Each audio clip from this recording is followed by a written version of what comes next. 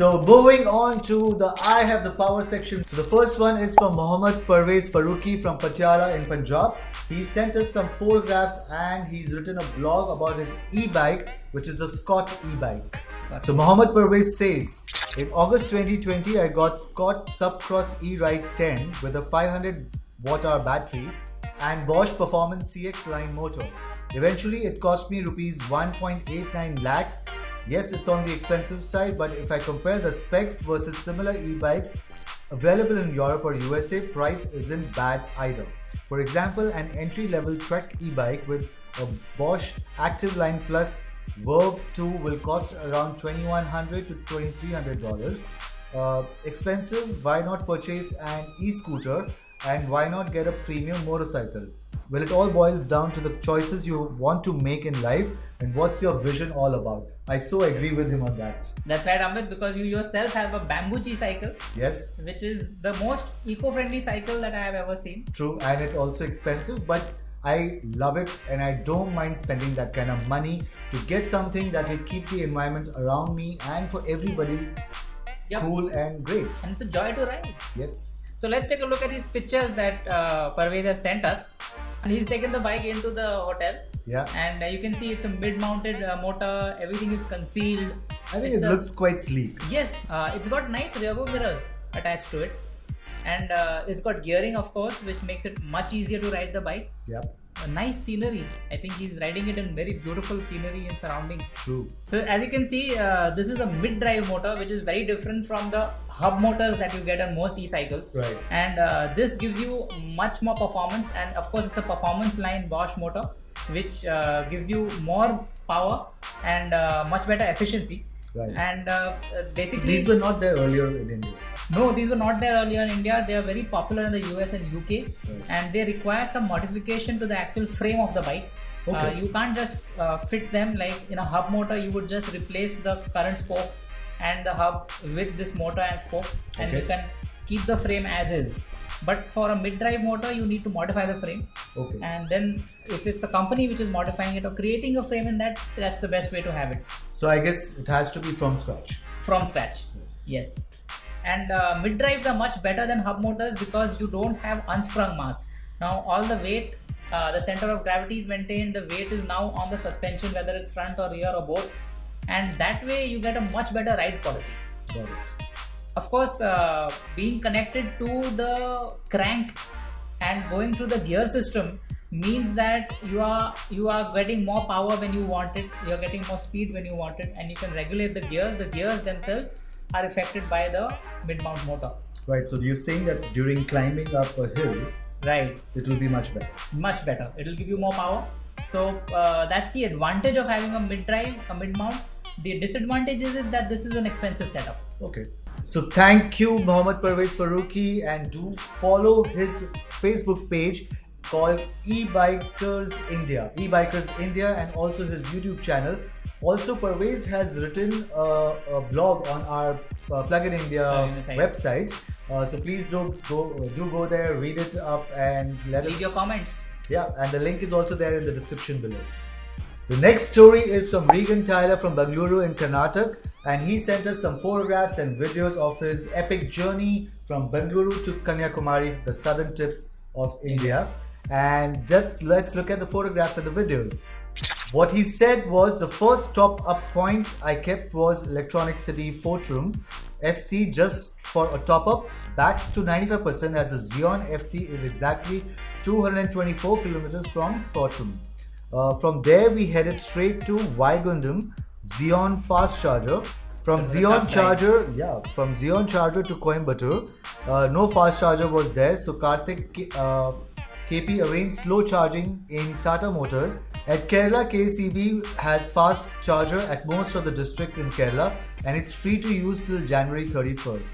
And I again topped up, very awesome. He again topped up, filled up some charge and moved towards Ernakulam for the Tata FC installed in MG showroom. Then we headed towards Kollam, another KCB FC. Next day I went to Kanyakumari for the photographs, and all these A total of 2000 kilometers performed at its top level, never had any issues, and of course, charging also made available according to my itinerary. Big thanks to Xeon Charging. Awesome, Amit. And let's take a look at the photos. I must say that there is tremendous amount of cooperation between these companies. MG is letting Tata Motors come and charge, and Yeah, I'm quite amazed about it. Exactly, and the people from Xeon Chargers are talking to Tata Motors and getting charge set up. And I think Nice. there's a lot of synergy happening. Yeah. They are realizing that there's a larger ecosystem at stake over here. True. And if they cooperate, things will grow from there. So, okay, this is a beautiful shot. I think this video, a small 1-minute video of the car parked at the edge of India. You can see Kanyakumari over here. And there are a few people and one electric car. I hope to see so many more in the years to come. It's fantastic that these guys are venturing out, Amit. Their cars have so much more range than in our days when we first bought our cars. And we had a 100 kilometer. I remember one chap had a 90 kilometer car. Yeah. And some people even had Reva eyes. And of course, there was Sayadji with his souped up Reva eye. I would like to add that, like, you know, these are the nostalgic, epic old journeys that we've had, and I Right. think it was a challenge for us. Definitely. We also went around setting up community charge points. And Yes, it was great. we just couldn't get out and go. We had to do yeah. recce drives and talk to people, understand the whole. And today, when we look at it, like, people already have charging Yes. points available to You can see them, them coming and up. the synergy going around is super. Right, and the kind of charge points that I can see in the next photo, if you take a look at the Xeon charging charge point, Yeah. it's absolutely amazing. It's a very Yeah, good setup. Looks very clean and nice, and Yep. also the case Karnataka KSEB Kerala, charge point. the Kerala state. The Kerala State Electricity Board. It's a very nice looking charge point. Looks almost like a petrol pump, I would say. Yeah, Petrol pump for electric cars. I mean, that's a weird thing to say. I think things are looking positive for the Definitely. electric vehicles. Overall, yes, it's becoming more exciting to own an electric car now. So that's about it, Amit. Thanks to Regan Tyler. So the next story is from our very own Abhishek from Mumbai, from our Plug-in India team. He went on a quintessential, like a rural ride in Pune, and this is what he says. I visited Pune with a friend of his and on a weekend and rented a few pure EV electric two-wheelers from our dealer friend Kamlesh, who lives in Pune, too joined us. I used the pure EV eTrance and it was such a joyride in the quiet countryside with quiet EVs. I love the eTrance and I'm definitely buying one. But I guess eTrance is too quirky to go mainstream. We wish Pure EV updates the eTrance too. We need better battery estimation in the LCD screen and maybe even a larger battery pack option for more range. Okay, let's take a look at the photos he sent us. Yeah. Wow, this is beautiful. You can see lush green mountains And blue skies. blue skies. Yeah. And with EVs on the go, I think blue skies are something we can look forward to much more. Correct. And you can see all EVs over here. In fact, the red car is an E2O. There are two eTrances. There's a pure EV ePluto 7G. And the team from Plug-in India, you've got Abhishek, you've got Yogesh with him, you've got Kamlesh and Puneet and Priyam. And the lovely river in the back. And the lovely river in the backdrop. And EVs everywhere. This is so beautiful. I think Puneet has a business where he rents out these two-wheelers to other businesses like delivery companies. Yeah. And he was kind enough to rent out the scooters to Abhishek and Yogesh. And Abhishek likes the eTrance because that fits him perfectly. But Yogesh is a lot taller. And he says that he prefers the pure EV ePluto 7G Right. because the form factor is good for him. He's taller, and also because it goes much faster at 65 kilometers per hour. So yes, when you're in the countryside and it's peaceful, you can go nice and slow on the eTrans. But to zip on the highway, you can use the pure EV ePluto 7G. And what a beautiful rural scenery! You've got a thatch hut in the background, and this is the kind of stuff that one wants to do every day. But of course, it's only possible once in a month or a couple of months, maybe once a year. Yes. They've gone to this place called Dhruv, Which is the global school. with a global school, and global schools with next generation technology, electric scooters.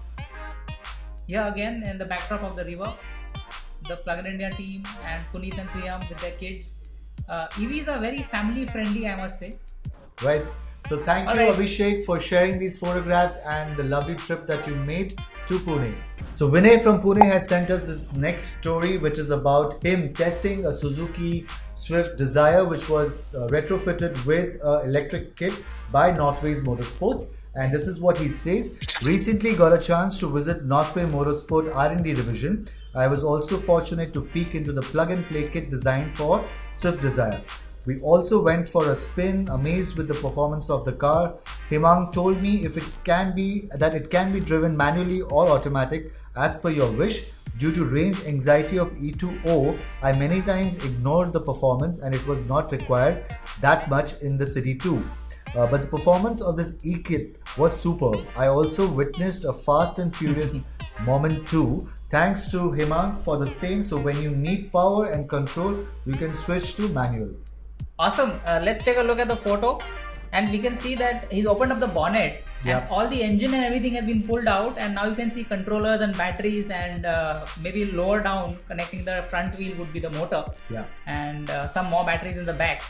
So I think Vinay had a really good time, and this is the way to go. Of course, these kind of kits, they require a lot of time, and they require money to get the approvals for each model. Right. But once done, then every same model of that car, you can just buy a second-hand one and get it refitted into electric. Correct. So thanks Vinay for sending us this photograph of a retrofitted Maruti Suzuki Swift Desire. And guys, you can go ahead and retrofit your old cars to get them to electric and go green. And Northway Motorsport. Jatin Karani from Mumbai has sent us photographs of their drive of the Nexon EV. It's a group of Neo tribes, I would say. Let's see what he has to say. First tribe drive of the Nexon EVs in Mumbai this beautiful Sunday morning. The 6 Nexon EVs, the 3T blue and 3 whites, made their journey from Bandra Ceiling to Marine Drive to Bombay House to pay our respect to the Tatas at Ratan Tata, as in to Starbucks at Kalagoda. Awesome, that's a great idea. I think paying homage to the one that started the company that gave them this wonderful car. Yeah. And you can see them all parked over there in Old Bombay, the green number plates, crossing the Bombay Wadi Sea Link. It looks awesome. And here is the motley crew with their corona masks on, standing next. Proud owners of the Nexon EV. Thanks Jatin for sharing this picture, and if you guys are doing any more of these tribe drives, please do send us these photographs.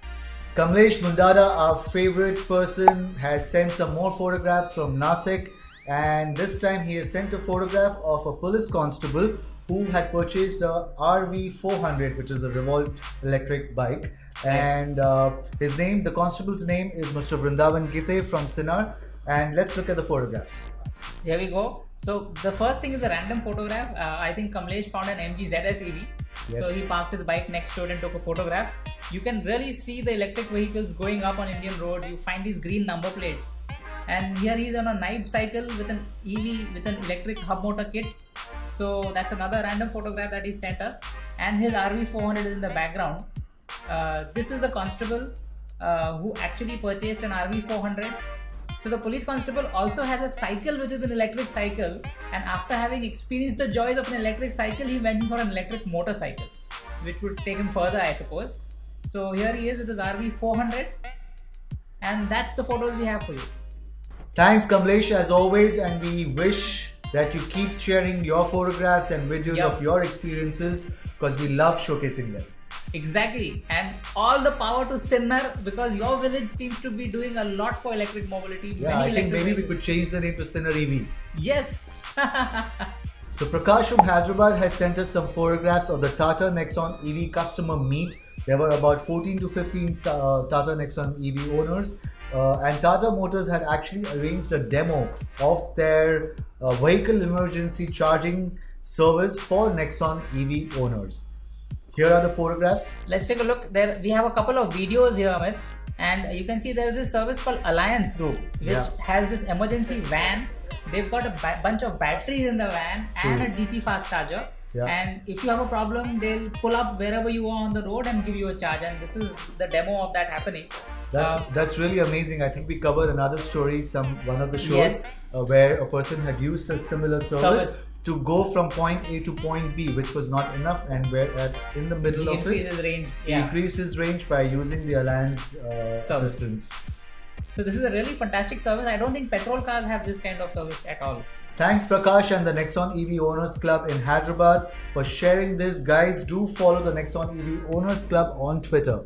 Our last story in I Have the Power section is Mayur Saini in Delhi, who has sent his photographs about his trip from Delhi to Rishikesh, and he's also clocked 600 plus kilometers on his Tata Nexon EV. It's very interesting, Amit, that with a little bit extra range, people seem to be really going places. Yeah, man. Here is the Tata Nexon, the Tata logo, and the beautiful scenery on the way to Rishikesh. This car, I think he might have done a wonderful climb because this car has so much torque. Climbing up the ghats. True.